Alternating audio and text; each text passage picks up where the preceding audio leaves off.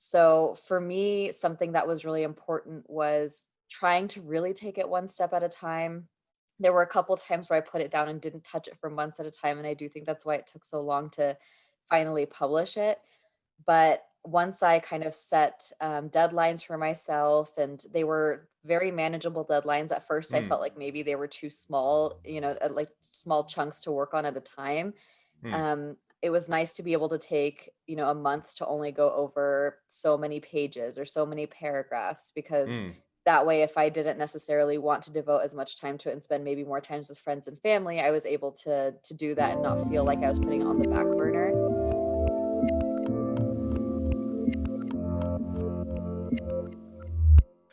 Hey everyone, this is Devin Miller here with another episode of The Inventive Journey. I'm your host, Devin Miller, the serial entrepreneur that has grown several startups into 7 and 8 figure businesses, as well as the founder and CEO of Miller IP Law, where he helps startups and small businesses with their patents and trademarks. And today we have another great guest episode, or expert guest episode, but expert episode. And we have Sana James on here, and she will be talking a little bit about self-publishing. And why is that important? Well, one is if you're in the book, or if you're writing your book or something of that industry, certainly is an interesting topic to be on. But even more so, at least from my opinion, working with a lot of startups, is what you're always trying to do is establish authority. You're trying to show that you know what you're talking about on the topic, so people will come to you for advice and to hire you and whatnot. And one of the best ways to do that is to publish a book. And whenever you publish a book, people automatically think you're smarter than you are and that you know more than what you do, and you can. And so that's kind of one of the motivations, I think, for a lot of startups and small businesses is to, if you're doing that, to publish a book. So thought it would be great to have Sana on. She'll share a little bit more about what that process was like for her, things to know, things to avoid, and everything else. So with that much as an introduction, welcome on the podcast, Sana. Hi, thank you so much for having me. So, yes, my name is Sana James, and I did recently self-publish a book. It's been a great experience. It is not my full-time job, though, or revenue source. So, I do have a wonderful job where I manage social media platforms and digital advertising. But for me, I wanted to publish a book because it was kind of a form of therapy. I came from a culture where sharing insecurities and problems were not really accepted because they could affect family reputation. So I kind of just wrote a journal with sharing my thoughts on what I was going through and things I felt like I couldn't really handle on my own as a way of therapy. And then a couple years later, when I felt more comfortable sharing my experiences with others, I wanted to see what my options were. And self publishing worked perfectly for me. And it's been super easy, and I can update my version as much as I want. So it's been a perfect fit for my needs. No, I think that gives a great background. So now let's dive into the self-publishing. And I think, as you mentioned, you kind of started out, hey, you didn't necessarily intend to self-publish. You were writing a journal on your computer, and we chatted before, and you say this was kind of an outlet for yourself. And then you at one point you decided, hey, this may be something that's beneficial and that to other people. And so you said, how do I go to self-publish? So walk us through kind of what is the self-publishing route, or what is a way that let's say, because you get a lot, and I know I asked a question, I'll give you a second to answer, just a second. But you have a lot of businesses. Let's say it's whether it's a journal, or even if you have a lot of blog articles on your website, right? And you've written a whole bunch of different information on your website, or you do a whole bunch of podcasts and then you have them transcribed, or anything of that. There's a lot of different avenues to generate the content. So what was that process like to go to the self-publishing route? That's a great question, and I honestly knew nothing about it before I started, so I'm definitely hoping this is helpful. It Hmm. was actually a lot easier than I thought it would be. I actually published through Amazon Kindle Direct Publishing, and it's a Hmm. free way to self-publish. It gets it to the market fast, so the actual process of publishing takes less than 5 minutes, if that. Hmm. It's just the getting the manuscript ready and your cover images and everything like that ready and upload it. And then once you get everything submitted through the platform, it takes just about a day or two to get approved, and then it's up and live and ready to go. And you also have the option to set your own prices, which is really nice. So I Hmm. tried to price it as low as I could because my intention wasn't to make a living off of it, but rather to share my story. So I was really thankful I had the flexibility to set my own price. And then you also have the option to have an ebook available and a print book. So I kind of wanted to do both. I felt like I worked really hard on my book, so I wanted Hmm. a physical copy So I was really glad that I could do that, and I was able to get it at cost after I Hmm. published it. And for digital, as soon as people buy it, it shows up. But for print, you have to order it and have them make it. So it takes a little while to get there, but it's nice to have both options available free. So now you said with Amazon, they'll take it and generate a hard copy for you in addition to doing the digital stuff. So you have the option to do both ebook and print. So for print, it takes a while to ship just because they print it on demand. And for ebook, it's really nice because as soon as it gets approved from their end, it's up and available. And they also provide templates if you don't feel the most comfortable creating your own cover. I personally did create my own cover, but they all of the templates that I saw were really great, really professional. You can use any of their photos if you don't have any photos available and just add in your title and personalize it. No, I think that I wasn't aware. I mean, I always think of Kindle as being an an ebook reader and that type of a thing, and so I would have just would think, oh, Amazon Kindle would have just been an ebook platform. But that's interesting that they allow you to do also the print and help out on that way. So that's a cool avenue. Now, I think one of the things that you mentioned is you were, and correct me if I'm wrong, but as you were, editing your book and you're trying to, get it ready to actually go publish, you reached out to people on LinkedIn and hired someone to help you do the editing process. Is that right? Yes, that's correct. So initially, I guess I can share my full process. So it was mostly a journal entry, is kind of how I put all my thoughts together. And so Hmm. I had to change that over to a book format. And so I did that on my own. And I actually started off by sharing it with a few friends and just seeing if it was even worth turning into a book. I fortunately got a lot of great feedback, which was really nice. And I do think I got my book to a better place Hmm. before I created that job listing on LinkedIn. And after I felt a little bit more comfortable with what I had put together, I reached out to a few people that had responded to my job posting on LinkedIn. Hmm. And I was able to hire an editor that just fit my needs based on time commitment, how much I could afford to pay every month. And she was willing to meet me in person, which was really helpful for me as well, because I did need some hand holding through this process with being new to everything. Hmm. And after I hired her, we met about once a month. I gave her a certain word count to review, and she did a great job with filling in gaps that I hadn't thought about because I would fill them in my mind when I was reading through them without realizing. And she also helped me take out certain portions that didn't necessarily add to the story that I was happy to take out. So it was a great experience working with her. No, that's awesome. So I would assume, but I'll ask the answer anyway, or ask the question anyway, not the answer. When you was it beneficial? So you wrote, kind of, and that's what I would assume a lot. It kind of said, you were taking a specific where you did a journal, but I think that there's a lot of overlap with again people that are doing podcasts, blogs. They've done other articles, and they're saying, hey, we've got a lot of content now. How do we do that? I would assume having gone through the process that it was beneficial or worthwhile to have an editor. Was it worthwhile? Is it something you think you could have done yourself, or is it worthwhile on that or that low? For that position to have hire someone else or to have that outside perspective. That's a great question. I honestly think it depends on each person's needs. For me, I think it was really important to have an editor because I wanted to do I wanted to publish this with as much effort as I could put behind it so it comes off as professionally as possible. Hmm. And while I have a background in designing websites and graphics and things, I did feel comfortable designing my own website and designing my cover, but I did not feel comfortable necessarily building out longer form content. And so for me, it was very helpful. And I don't think I would have felt comfortable publishing without that expertise. Hmm. So I'm definitely glad I took that route.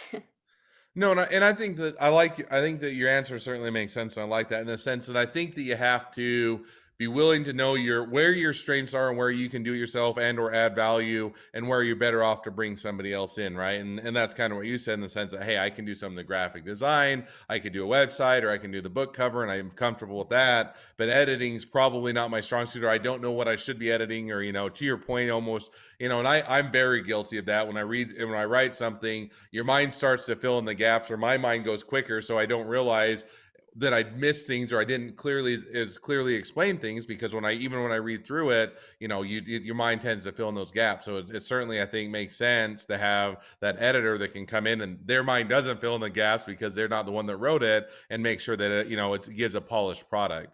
So now let's say so you did the book editing. Anything else along the way before you published that you had any other assistance or help with or things that people should consider? Yes. So personally, I tend to have an issue when I take on a larger project of getting really overwhelmed. And Mm, sometimes I just want to give up. If I feel like it's too much to add on to my normal full-time workload or other things that I value spending time on in life, then I tend to get kind of burned out. So for me, something that was really important was trying to really take it one step at a time. There were a couple times where I put it down and didn't touch it for months at a time, and I do think that's why it took so long to finally publish it. But once I kind of set, deadlines for myself, and they were very manageable deadlines. At first, I mm, felt like maybe they were too small, like small chunks to work on at a time. mm, It was nice to be able to take, a month to only go over so many pages or so many paragraphs because mm, that way, if I didn't necessarily want to devote as much time to it and spend maybe more times with friends and family, I was able to do that and not feel like I was putting it on the back burner. mm. So that was something that was really helpful for me and something that I had struggled with at the beginning for sure. No, and I think that's a good way to approach things though, because oftentimes if you say, "No, I got to write a whole book," it becomes overwhelming. Or how do you get through it all? And taking that as a let's at least do something, get it in manageable bites, and you'll still make that progress. You'll still be moving it forward without getting overwhelmed or just giving up. So I think that's a good advice or a good thought to have as people are thinking about how they might approach it. And I think one of the things we also talked about before we jumped onto the podcast for a few minutes was budgeting. He talked about a little bit about budgeting up front or planning it out and what that might look like. So maybe give people a bit of an insight as to kind of what budgeting might look like or what they might want to consider. Right. Budgeting is definitely super important when you are hiring someone to help you with a bigger project like that.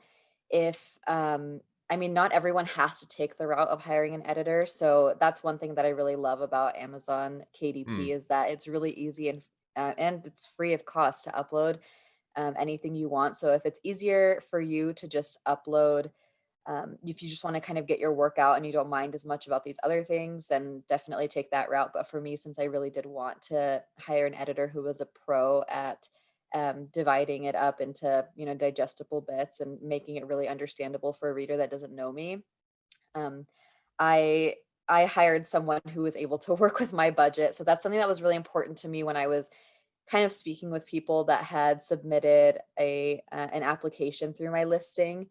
And mm, for me, it honestly came down to just being able to pay $200 to $300 a month. And with the editor that I hired, she had a cost per word.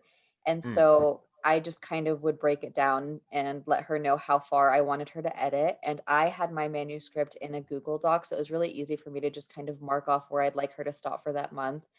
And it was a great process for me because she would work on a small chunk, a month at a time, and I would be able to do the same without feeling like I had to give up a lot of time or mm. give up things that I wanted to do. So yeah, that's personally how I budgeted. No, I think makes complete sense, and I think that again, it's kind of hey, let's figure out how big I want this to be, or how long I want it to be, and then have it on that per word basis makes it so it's understandable how much this is going to cost you, as opposed to an open ended check.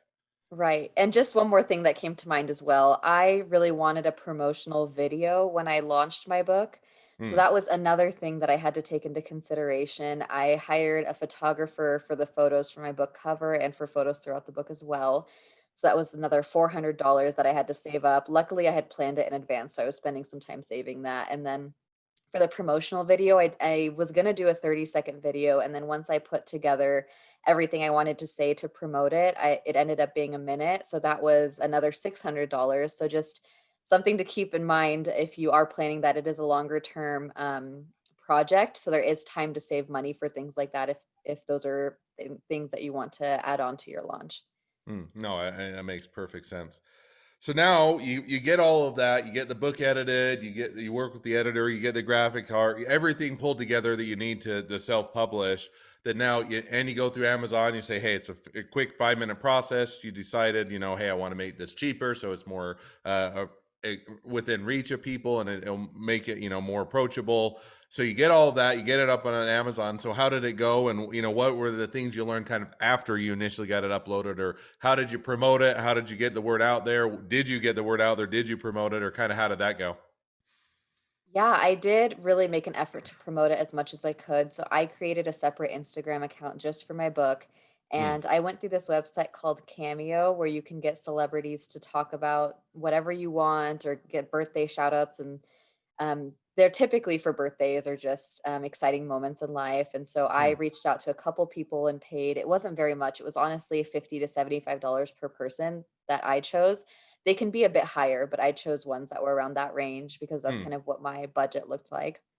And so once I was able to get those videos back the day of launch, I put some money behind them and targeted an audience of that actor or that singer, wherever they came from, because if my thought was if they are speaking of it, they're someone who has this credibility and has this positive association with them. And so I wanted that approach as a way that the audience was reaching them mm, or getting the message. But then I also just put some money behind the video that I had created because I did hire someone who's very talented. It was a great quality video. It in 60 seconds kind of embodied what I wanted to share with my book. So I put some money behind that as well. mm, And I think those were the bigger things that I made an effort to include in my launch. I didn't release any of this until the launch day. So I picked a day that I knew I could devote some time to, and I just kind of sat sat at my computer ready to have all of these assets posted as soon as I hit that time that I had started a countdown for on my personal social channels. And so I like to think that it was a successful launch. I ordered 30 copies as well of my book and signed them and got some cards as well, thanking people for their order mm, as a way to kind of create some excitement around that day of launch and kind of make it into a bigger deal. And so I do think that that drove Amazon buys as well, because when I mm, ran out of those copies, I drove people to my Amazon page. So I do think it's a good idea to create a lot of hype around the day that you are launching and actually create a launch date versus just throw it out there and hope for the best. I've continued to get some mm. buys, but I'm lucky to have some very supportive people in my life. So they kind of helped me create that hype and drive some of those purchases. Well, awesome. So now I'm going to ask the question. So you've done all this. We've gone through kind of what your experience is, things to know, things to consider. Would you do it again? Was it a worthwhile project? Was it a waste? I doubt it. You're going to say it's a waste of time. But was it a waste of time, or what would people are trying to get on the fences? Hey, should I do this? Should I self promote? Should I self publish? And those type of things. Is it something that is rewarding or worthwhile, or is it something that they should put on the back burner? So for me, yes, it was definitely worthwhile. And I honestly wasn't sure if it would be when I was going through the process. Even after I hired an editor and put money into it, I still wasn't sure if it'd be worth it. But Mm, once I actually self-published and held my book in my hand, it was like therapy. And I found myself, this is probably kind of silly, but even when I went to therapy, I found myself still not giving the full truth to the therapist because I was worried, in the back of my mind, I had that thought of, is this going to get out? Are people going to find out about these issues? And I kind of had mm, my mom's voice in the back of my mind about not being able to share these things growing up. And so there was something about holding the book in my hand that made me feel like I had overcome a lot of those struggles. So mm. yes, for me, it was totally worth it. I would definitely hope it would be for anyone else who's doing it. It is a lengthy process, so um, I just understand that it's not necessarily for everyone, but I do recommend getting your word out there. It's really exciting to even have one or two people reach out to you and say, "Hey, what you wrote made a difference in my life." Mm, And I didn't write it necessarily to be inspiring or anything like that. If I can be, that's really exciting for me. But it was definitely to help me get through the struggles that I went through. So, mm. yeah, I'm definitely, super excited about the fact that I was able to find a way to publish. Well, that's awesome. No, and that's the answer. I doubted that you were going to say it was a waste of time, but I figured I'd ask anyway. So, Well, as we start to wrap up, any other thing that if people are that they should be aware of, think about if they're looking to do the self publishing route. Any other tips that we haven't touched on?